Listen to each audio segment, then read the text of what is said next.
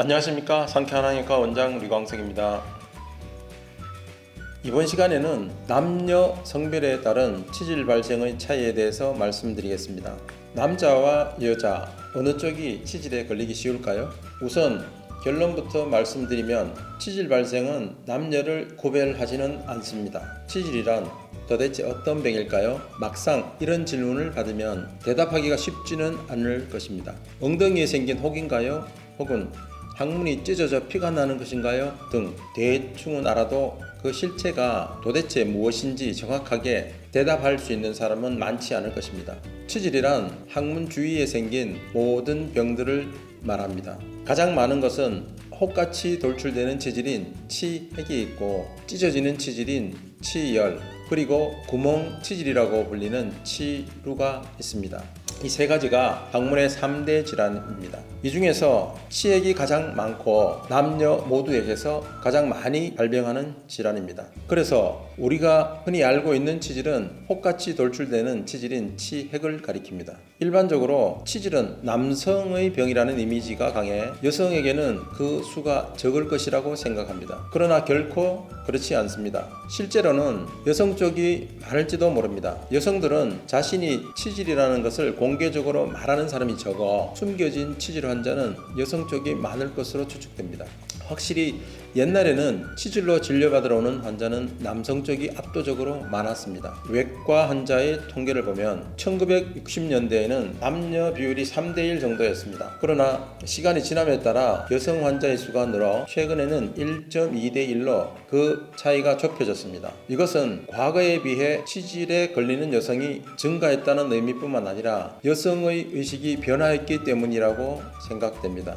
즉 과거에도 치질로 고생하던 여성은 많았지만 항문을 남에게 보여주는 것이 창피해 병원을 찾지 않았을 뿐입니다. 그러나 시대가 변해서 치질이 병이라면 빨리 치료해서 정상으로 돌아가고픈 합리적인 생각을 하는 여성이 늘기 시작한 것입니다. 이것은 여성들이 자립해서 적극적으로 변했기 때문일 것입니다. 실제 최근의 젊은 여성들은 매우 적극적이어서 당당하게 선생님 아픕니다 봐주세요 라고 하면서 진찰받은 후 나쁜 병인 암이 아닌 사실을 알면 다행이다 라고 기뻐하며 돌아갑니다. 한편 나이가 드신 분들은 오히려 이런 민망한 곳을 보여서 죄송합니다 라고 미안해할 정도로 심리적으로 위축되어 있는 경우가 많습니다. 재미있는 사실은 요즘에는 오히려 남성 쪽이 아프지 않을까? 수술하게 되면 어떻게 하지? 라며 겁내는 사람이 있습니다. 결심하는 것은 젊은 여성 쪽이 잘합니다. 치질 환자를 진찰하고 있으면 현재의 세태도 엿볼 수 있습니다.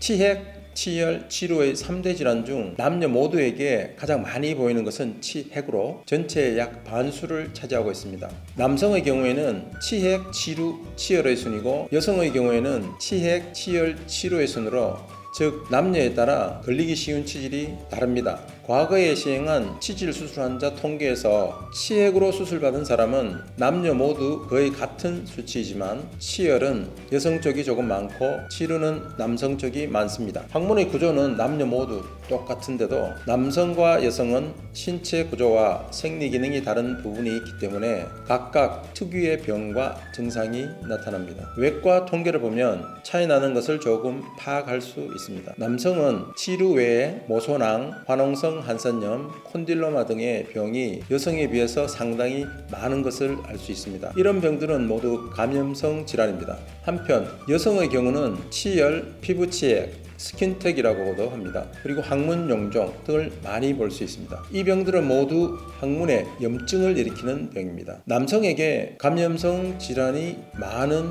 이유는 확실히 알려져 있지는 않지만 남성 쪽이 여성보다 음주 기회가 많아 지나치게 술을 많이 마셔서 설사를 쉽게 하게 되는데 이것도 하나의 이유가 될 수 있다고 생각합니다. 치질 중에서도 치루만큼은 남성에게 많은 것이 특징입니다. 게다가 근육이 발달한 건장한 체격의 청년이나 장년 남성에게서 많이 보여집니다. 치루는 치상선에 있는 항문선화라는 폐인 곳에 변이 들어가 세균이 감염되는 병입니다. 원래 항문은 세균 감염에는 강한 면역력이 있어 염증을 일으키는 경우는 드물지만 과로 등으로 면역력이 저하되어 있을 때 설사 상태의 묽은 변이 세차게 항문 선화에 부딪히면 상처를 입혀 세균이 감염되고 항문 주위 농양이라는 병을 일으키는 경우가 있습니다. 치료의 대부분은 이 항문 주위 농양이 깊게 진행된 경우입니다. 일반적으로 여성보다 남성 쪽이 설사를 하기 쉽고 또 배변 시에 변이 항문 선화에 닿는 힘이 강한 사실을 근거로 보면 치료는 남성에게서 많이 보입니다.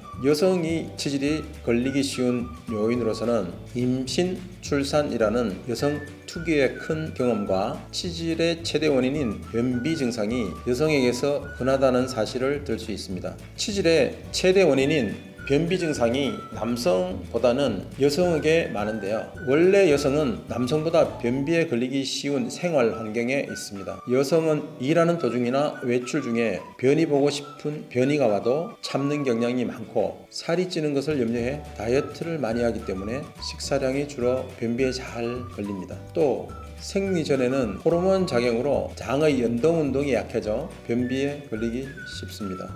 이처럼 변비 증상이 있는 여성이 배변 시 굳은 변을 힘주어 무리하게 내보내려고 할 때 치열이 발생하는 경우가 많습니다. 또 여성의 경우 아무렇지도 않다가 임신 출산 후에 치질에 걸리는 사람이 많습니다. 임신해서 태아가 크기 시작하면 그 무게로 하반신의 혈관이 압박되고 항문에도 강한 압력을 주게 되므로 아무래도 정맥이 모여있는 항문의 쿠션 부분이 우열되고 치액에 걸리기 쉬워집니다. 원래 치액이 있었던 사람이라면 그 압력으로 인해 치액이 탈출하거나 탈항되는 경우도 있습니다. 게다가 출산 시에는 3kg 전후의 갓난아기를 밖으로 밀어내는 것이기 때문에 변비 때와는 비교할 수 없는 무리한 힘을 주게 됩니다. 그렇게 되면 강한 복압이 항문에도 영향을 미쳐 항문이 우열되고 치액이 있는 사람이라면 그것이 항문 밖으로 돌출되는 것입니다. 또 임신 중에 태아가 성장하면서 장이 압박되면 아무래도 변비가 되기 쉬운 경향이 있고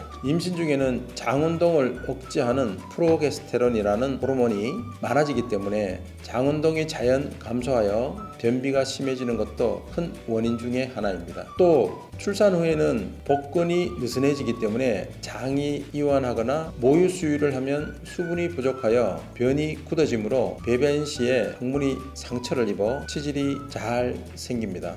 다음 시간에는 치질을 생기게 하고 악화시키는 여러 요인들에 대해서 알아보겠습니다. 감사합니다.